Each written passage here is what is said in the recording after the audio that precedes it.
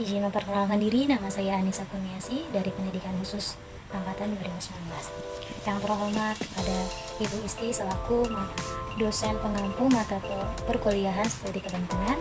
Saya di sini ingin menjelaskan sedikit mengenai isi kitab dari salah satu tokoh di Banten, yaitu Syekh Nawawi Al-Bantani.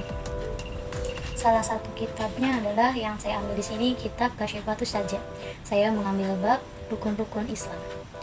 Jadi teman-temanku sekalian, rukun-rukun Islam itu ada 5. Syekh Bazuri berkata, Islam berarti mutlak mengikuti, maksudnya baik mengikuti secara hukum-hukum syariat atau yang lainnya. Islam menurut istilah berarti mengikuti hukum-hukum syariat. Nah, dia mengatakan bahwa pengertian Islam adalah mengamalkan hukum-hukum syariat. Seperti itu. Rukun-rukun Islam itu ada 5. Yang pertama yaitu syahadat. Rukun Islam yang pertama adalah bersyahadat atau bersaksi. Maksudnya meyakini bahwa asyhadu alla ilaha illallah, bahwa tiada Tuhan selain Allah. Maksudnya yang berhak disembah itu tidak ada selain Allah, seperti itu. Allah adalah Tuhan yang harus disembah, yang bersifatan dengan segala kesempurnaan, yang tidak terbatas dan yang tidak diketahui, dan tidak ada yang tidak diketahui olehnya. Dan Tuhan yang disucikan dari segala kekurangan, dan Tuhan yang Maha Esa dalam merajai dan mengatur, serta Tuhan yang Maha Esa dalam zatnya, sifat-sifatnya, dan perbuatannya. Selanjutnya yaitu asyhadu anna Muhammadar Rasulullah, dan bersaksi sesungguhnya Muhammad bin Abdullah bin Abdul Muttalib bin Hashim bin Abdul Manaf adalah utusan Allah. Syekh Al-Bazuri berkata sesungguhnya sebagaimana telah disebutkan bahwa termasuk salah satu kesempurnaan keimanan adalah sebagai yang kemudian memiliki kebaikan zahir dan batin seperti diberikan Rasulullah sallallahu alaihi wasallam. Selanjutnya rukun yang kedua adalah mendirikan salat. Dan rukun adalah salat adalah ibadah badaniyah zahiriyah yang paling utama. Kemudian puasa, kemudian haji, kemudian zakat. Fardu salat adalah fardu ibadah yang paling utama. Sunnah salat adalah sunnah ibadah yang paling utama. Salat tidak dianggap uzur atau halangan meninggalkan salat yang masih utama.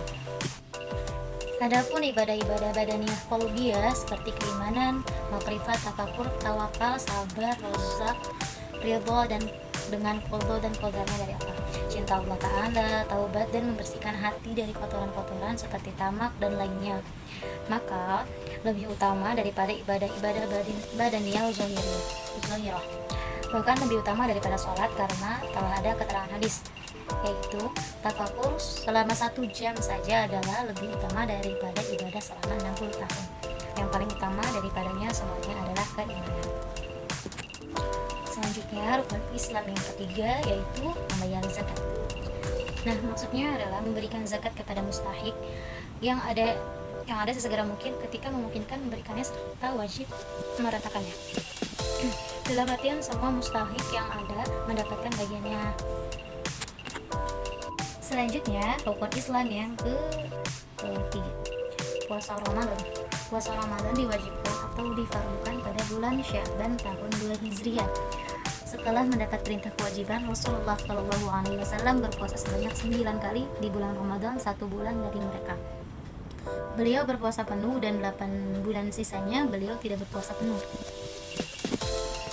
Utsman berkata dalam kitab Tuhfatul Al-Khabib, bulan ini disebut dengan bulan Ramadan karena kata Ramadhana diambil dari kata Ramadan yang berarti membakar, karena bulan Ramadan adalah membakar dosa-dosa kita.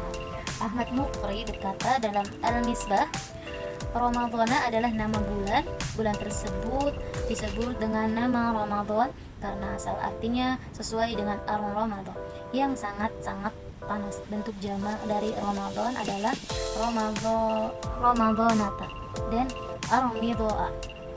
Ahmad Al-Fasyani berkata sesungguhnya ada yang mengatakan bahwa pengertian puasa mengandung pengertian yang umum, khusus. Pengertian puasa secara umum adalah mencegah fardu dan farzi dari mengikuti keinginan syahwat. Pengertian puasa secara khusus adalah mencegah pendengaran, penglihatan, lisan, tangan, dan kaki serta anggota tubuh lainnya dari dosa-dosa. Pengertian puasa secara khusus adalah memalingkan hati dari keinginan-keinginan hina dan menjauhkannya dari segala sesuatu selain Allah. Rukun Islam yang terakhir adalah haji ke Baitullah. Maksud menuju ke Baitullah karena untuk menunaikan haji atau umrah bagi orang yang mampu ini haji termasuk salah satu syariat terdahulu, bahkan tidak ada seorang nabi pun kecuali ia pasti pernah melakukan ibadah haji. Berbeda dengan pendapat ulama yang mengecualikan Nabi Nuh dan Nabi Soleh. Diriwayatkan bahwa Nabi Adam alaihissalam melakukan haji selama 40 tahun, bagian dari India, berjalan dari India. Begitu juga Nabi Isa alaihissalam telah melakukan haji sebelum ia diangkat ke langit atau akan melakukan haji ketika ia turun ke bumi. Di dalam hadis disebutkan barang siapa yang melakukan ibadah-ibadah haji dan orang-orang selamat dari kejahatan tangannya dan lisannya, maka diampuni darinya dosa-dosa yang telah lalu dan yang mendatang. Meninfakkan 1 dirham untuk melaksanakan ibadah haji adalah sama dengan meninfakkan 1 juta dirham untuk ibadah lainnya. Hadis riwayat Tirmizi. Disebutkan dalam hadis, sesungguhnya setiap tahun 70.000 manusia berhaji ke Bait Al-Haram.